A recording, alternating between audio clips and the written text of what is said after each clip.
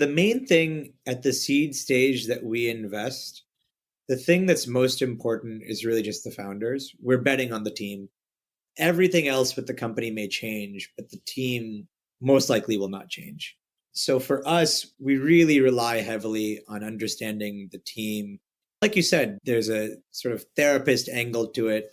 And so you need to understand, is this a team that's going to make this thing work?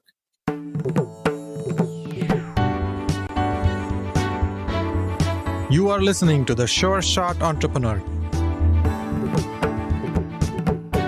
a podcast for founders with ambitious ideas. Venture capital investors and other early believers tell you relatable, insightful, and authentic stories to help you realize your vision. Sheel Mohnot is the founding partner of Better Tomorrow Ventures, a venture capital firm based in the Silicon Valley, investing in seed stage and pre-seed startups in FinTech. Welcome, Sheel. Hey, thanks for having me, Gopi. Tell us about yourself. Yeah, sure. So I've been investing in FinTech first as part of 500 FinTech and now with this new fund that we started recently. And before that, I was an operator. I was a founder, and I still really think of myself as an entrepreneur. As you know, starting a fund has a lot of similarities with being an entrepreneur. There's a lot to figure out. I always will think of myself as an entrepreneur, even though maybe it's getting less so the case as time goes on. So prior to being a VC, I'd started a few companies, two in FinTech, one payments company called Fee Fighters. That company was acquired in 2012. And then a auction company called Innovative Auctions. It was acquired in 2015. And at the end of 2015, I started investing in FinTech. I've been in FinTech, I guess, broadly speaking, the past 12 or so years. How did you become a venture capital investor? What drew you to this business? Yeah, good question. So I don't think I knew what a venture capitalist was until maybe 15 years ago, or maybe not even, maybe after that even. And when I found out was when I wanted to fundraise for my company, Fee Fighters. Originally, I was working at BCG, the consulting firm, and then leaving to start a company. And I was a buddy of mine from BCG had been a venture capitalist before, and he actually started the company, and then I joined him. But when we went out to fundraise, I didn't really know anything. I didn't know what the major funds were. I didn't know how to fundraise, none of that stuff. But from the first meeting I had, I thought, man, I really would love to be on the other side of this table. These guys get to meet smart people, learn about different topics, dive in and help with their money and time. That sounds like something I want to do. So kind of very quickly after fundraising, I realized, okay, venture capital is an area I want to be in, but I didn't really have any plans to do so. Then when we exited the company, I thought, well, first of all, I had some cash so I could start to do some angel investing. I really enjoyed the angel investing side. And I thought, okay, I'm enjoying this. I like helping companies at the earliest stages. Maybe I should be a venture capitalist. But then I had another idea to start a company, started that other company. And then when that company got acquired in 2015, I met up with an old friend, Dave McClure, who had invested in my first company. And he said, oh, why don't you join us at 500 Startups? So Dave asked me to join 500. I originally signed on as a mentor for a short-term stint, found that I loved helping founders, and then decided to raise a fund around it. And that was 500 FinTech. It's gone really well. So you switched from being an entrepreneur to being an investor. I like asking this question to VCs who made that switch. Being an entrepreneur means that you're in the middle of the field, you like scoring goals, you like all the light that's on you. But as an investor, you're on the sidelines. You're a coach, you're a cheerleader. You don't get to be the striker. You're not the hero in the middle of the field. Is that a difficult transition? How did you manage it? So I should say I was not CEO of either of the companies. So I was not necessarily the person in the spotlight, although I was more public facing and I was doing a bunch of the fundraising stuff. So I was there, but it's a little bit different. I don't mind the role of a VC. And in fact, in some ways it's better because you're a little bit out of the action. Maybe I like this, like giving guidance without actually having to execute on it. I guess I was a management consultant before, so I'm kind of used to that. Yeah, that's sometimes I describe the role as a combination of a management consultant and a psychotherapist, Yeah. depending on the day, what the entrepreneur needs. Yeah, absolutely. 100% agree with that. What's cool in fintech? Why did you choose to focus on that sector? Was it accidental, or is it something that kind of you opened your eyes into something you got excited about it? No, it's completely accidental. There's this Steve Jobs quote, you connect the dots looking backwards. It's definitely true. I can easily draw a straight line from me being a kid up until now and how that this every step has been along the way moving me into fintech, but that's all bullshit. It happened accidentally. So at BCG, I ended up serving financial institutions, banks, and insurance companies, but that wasn't by my choosing. Like that was by their choosing. Those were the projects I ended up on, and I enjoyed them. And then the work coming out of BCG, we started this company that was related to some of the work we had done at BCG. So that ended up being a fintech company. At that time, I don't even think fintech was a word. I don't remember when I probably first heard the word fintech, but in 2009-10, I don't think it was something we were talking about. We were a payments company. And then the second company was really an auction company, had some fintech components, but wasn't exclusively fintech. And then when I came to 500 startups, they kind of said, hey, why don't you choose a sector that you want to invest in? And I thought, okay, well, I've done fintech in the past. I kind of know the players involved, and it's a sector I really am interested in. And I have an impact bent a little bit. I started out my fintech career on the nonprofit side at Kiva. So I thought, what better way to change people's lives for the better than financial services? So I decided to start this fintech focused fund. And then now being in it for 4 or 5 years, it's what I love. And it's grown so much during that time. You also asked the question around what do I like within fintech? What are you excited about? Yeah. First of all, I invest in anything in fintech. There's not a specific category that I particularly need to invest in, but there's some categories I like more than others. So I definitely like API stuff, sort of the building blocks of fintech. I think the last decade or so has been largely bringing stuff that was offline online. And I think for the next decade, these building blocks will make it a lot easier for more true innovation. I'm excited to see that. So I think this like fintech infrastructure is a sector that I'm particularly interested in. And alongside that, there are companies that today would not be called fintech companies, but tomorrow will be fintech companies, and they'll be enabled by these infrastructure companies. So an example in my portfolio is Flexport. It's a modern freight forwarder. They offer visibility and control and predictable supply chain costs for freight. So if you're shipping a bunch of stuff, let's say you're shipping 1 million N95 masks from China to the US, they'll do a bunch of the steps to get them here. So that to most people does not sound like a fintech company. But when I met them, I said, hey, you're going to have everything you need to be a lender. You're going to have distribution, of course, you have customers. You're going to have underwriting because you'll see that this guy in the US has worked with that same supplier in China time and time again, and they're increasing their orders. They're always delivered on time, all this stuff. So that's underwriting. And then you have collections. You're physically holding the inventory. So all you need is a capital markets team, some capital, and you'll be a lender. And that's, of course, what's happened. And Flexport Capital is a big part of the business, and they do freight financing and insurance. So we think there'll be a lot of other companies like Flexport that are today not fintech companies, but tomorrow will be fintech companies. And we think about that as anyone with a data and distribution advantage. At what stage do you get involved typically? Very early. So we like meeting companies when it's just a couple of founders, sometimes even one founder, and we'll often write the first check into the company. Do they have angel investments, or do they have a prototype or a slide deck or anything prepared? Or is it okay if they have nothing and just an idea? Typically, they do have a slide deck and some sort of prototype before we meet with them, but not always. Depending on the strength of the connection, we're happy to meet with folks before they have that and help them get that stuff ready. Okay. What are some characteristics that you look for? The main thing at the seed stage that we invest the thing that's most important is really just the founders. We're betting on the team, and everything else with the company may change, but the team most likely will not change. So for us, we really rely heavily on understanding the team. And like you said, there's a sort of therapist angle to it. And so you need to understand, is this a team that's going to make this thing work? And do they have the tenacity to keep going?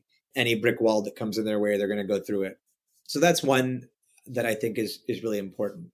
Beyond that, we really care about the market. If they are wildly successful in what they're trying to do, will it be a huge company? And when I say huge company, I mean they'll have hundreds of employees. Is there potential for there to be hundreds of millions of dollars in revenue for this company? That's the sort of thing we look for. And many companies you meet, you don't see that. And then, of course, we look for a technology advantage.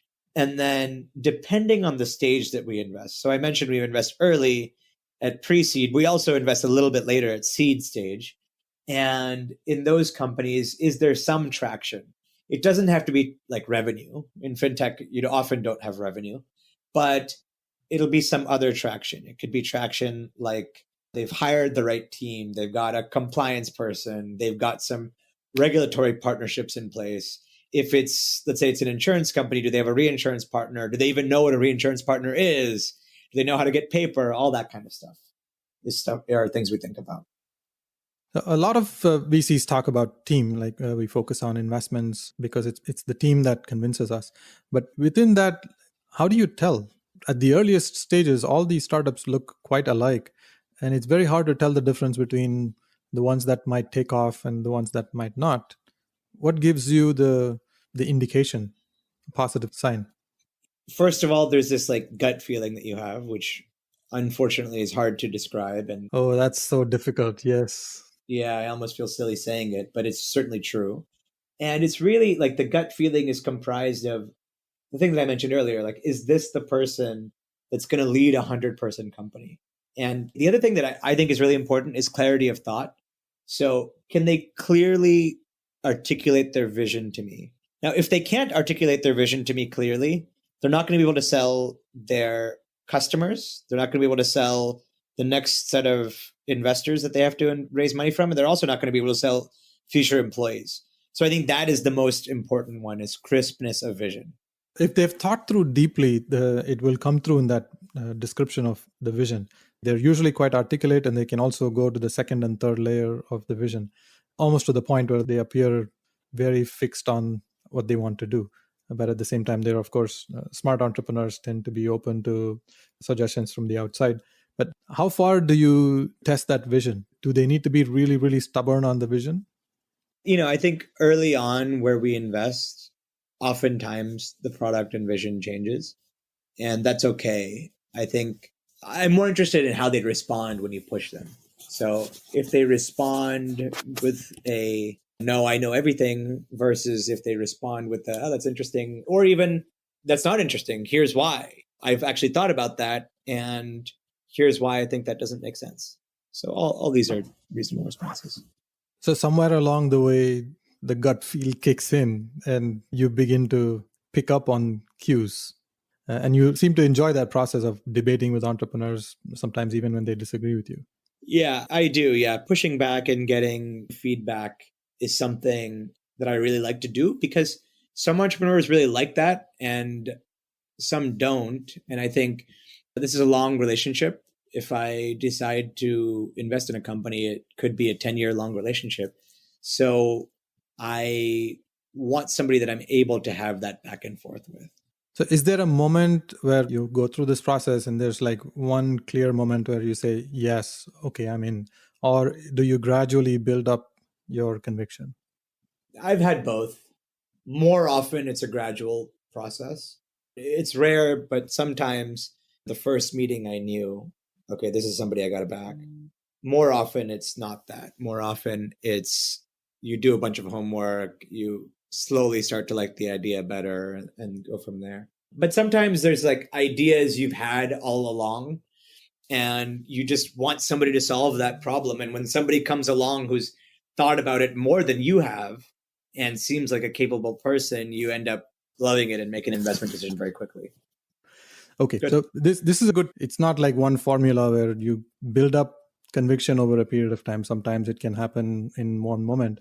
What are Yeah. some things that entrepreneurs have done that it made it easy for you to build that conviction? I'd say just like knowing the subject matter well and teaching me something. I've learned a lot from meeting entrepreneurs through the years, and I love learning. And I love when an entrepreneur shows total mastery of the area, shows that they've thought about all sorts of other stuff, knows the competitive landscape. All these things I think are really interesting and help me get a sense that this person is going to solve this problem.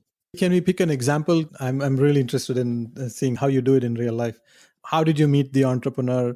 How was the interaction? How did you get introduced? What did you talk about in the first 2-3 meetings? Of course, I'm not revealing anything confidential. Yeah, of course. It'll be great to get an insider view on what really happens in that room. Yeah, sure. We were talking earlier about like idea that I have in my head that when I finally met an entrepreneur that was solving it, I thought, okay, I need to dig in here. So let's use one example like that. So the Okay. example is in the HSA space. For those of you who might be listening who aren't familiar, HSAs are money that you set aside every year. It's pre-tax money, and you can use it on any healthcare expense. And you use it without paying any taxes. You also can invest that money over time and then withdraw it when you're retired. So it's actually a really good benefit that most Americans don't know about and don't take advantage of. It's different than FSAs, which are the ones you have to use every year, which doesn't make that much sense. So I met this company called Starship. It was introduced to us by this guy, Ashay, who's at Haystack Ventures. And Starship is a modern HSA company.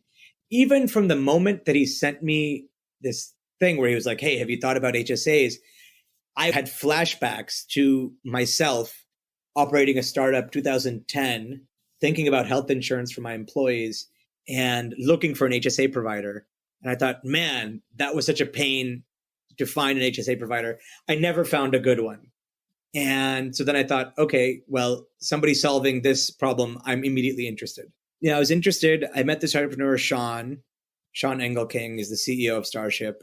And he just had really thought through everything, like how he was going to build this product, had a demo to show me. Actually, this was all virtually. We didn't meet in person until after I had invested. So he sort of went through the deck with me, described what the problem was. There's no modern platform for HSAs. Any HSA solution you've looked at is really painful to use. It's not a good benefit, all sorts of stuff. And yet there's a huge tax advantage to people using an HSA. So if we can get more people on HSAs, it's a very good product. They'll use our product. And I liked the idea after that first meeting. And I did more research. So I went out to talk to a bunch of folks who've dealt with the problem. Everyone kind of agreed. Yes, they want to offer HSAs to their employees, but there's no easy solution. I did some background research on the founder. I try to do a bunch of references on the founder. I generally introduced the founder to my existing portfolio. So I introduced him to several of our existing companies to get a sense for they could be customers of Starship. Also, it helps me because they're like sort of subtly selling me as a venture capitalist. So that's sort of my process and how I got comfortable doing the deal. I invested in Starship a couple of years ago. So this looks like you did a deep dive on it. A lot of positive signs came from various different directions. Is it quite common? Is it the typical structure of how you approach a new investment? Yeah, I would say I try to diligence the team most because, like we talked about earlier, I think team is most important. And then understand the problem. And to understand the problem, I feel like I have an advantage in that I've invested in, between me and Jake, we've invested in over 100 companies, mostly the vast majority of them fintech companies. So we have an advantage in we can reach out to any of these people and say, hey, is this a problem you've dealt with? Or would you use this solution if it existed? And that is a superpower we have. So might as well use it. Over the years, like since 2009 is what you mentioned when you started the early investments in fintech. How has the world changed compared to that time? Oh boy, yeah. So at that time, when we were getting started, we started around the same time as like Square, Cabbage, NerdWallet, Credit Karma. Stripe was a little bit later, actually. And so all these guys we knew, you kind of knew everybody in the world of fintech pretty intimately at that time because there were so few of us. Now things have changed like crazy, where even up until 2 or 3 years ago, it was rare for a deal in fintech to get done that I didn't know. But now it's just been a complete explosion where there are many deals that I learn about for the first time when reading Term Sheet. So Term Sheet, the newsletter, not the actual term sheet for the company. So things have changed. Fintech has grown from being something that like no one really talked about. It was really payments companies at that time for the most part, and then lending companies. And to now being a super explosion, there have been a bunch of successful outcomes. Obviously, just in the past 6 months, we had Plaid, Credit Karma, Assurance, many, many successful companies. And I think that'll continue. And I'm excited to keep investing in the sector. I just did a search for fintech on Google Trends just to see what comes up. And so today we're at 100 in terms of like relevance. Mm-hmm. And Gopi, there was a time that we were at 4 out of 100 in terms of mentions. So there's basically a time that you can clearly see when people started to talk about fintech. And when do you think it was? I'd say, although the word fintech didn't exist, PayPal would be one of the earliest fintech companies. They revolutionized payment. But over the years, we've seen many other companies in the financial services space. I'd say around 2011, 12, 13, around that time is when the word fintech became really popular. We got Coinbase, neobanks, and those type of companies that directly address the financial services market. Does that align with what you see in the trends? Actually, it's a little bit later even. So really, nobody was using the word fintech until about end of 2014, beginning of 2015. And really, it didn't come into usage that much until like the middle of 2015. Yeah, by that time, there were about at least $40-50 billion of venture capital funding. Yeah, but people were not using the word. It was still under the radar. Yeah, still under the radar. Things have really changed rapidly, even in the time that we've been investing in fintech. I think insurance tech, there was very little at that time, 2014. Kind of by the end of 2015, beginning of 2016, there started to be some, and then we had this sort of avalanche in 2016, 2017, 2018. Yeah, I got into InsureTech in 2014, and Lemonade was one of the early investments that Sequoia made. I think it was end of 2014 or early 2015. And since then, InsureTech has become more and more popular. As of today, there's probably $10 to $20 billion of venture capital funding. I expect that fintech is still not reached its peak. And there's many more waves of innovation that will happen in fintech. And I think InsureTech is just starting off right now. So there's more that will happen in the future. And that's one of the main reasons why I'm excited about it.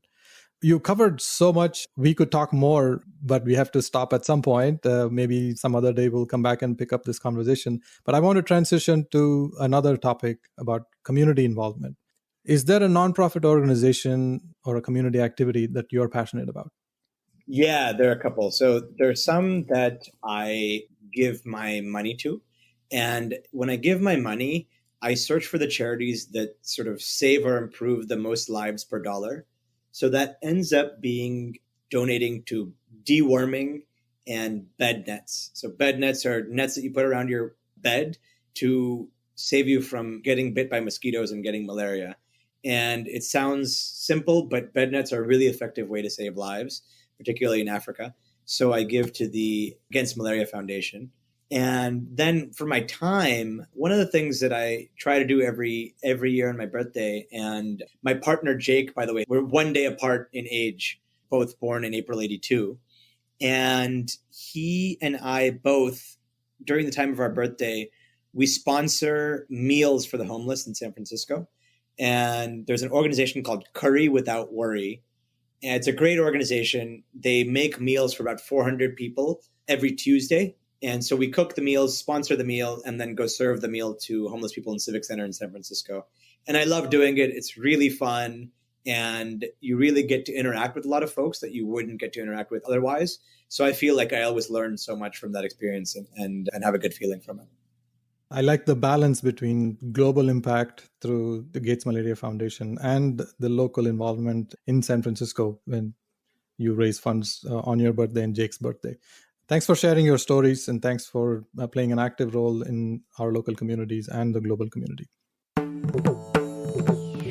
Thank you for listening to The Sure Shot Entrepreneur. I hope you enjoyed listening to real-life stories about early believers supporting ambitious entrepreneurs. Please subscribe to the podcast and post a review. Your comments will help other entrepreneurs find this podcast. I look forward to catching you at the next episode.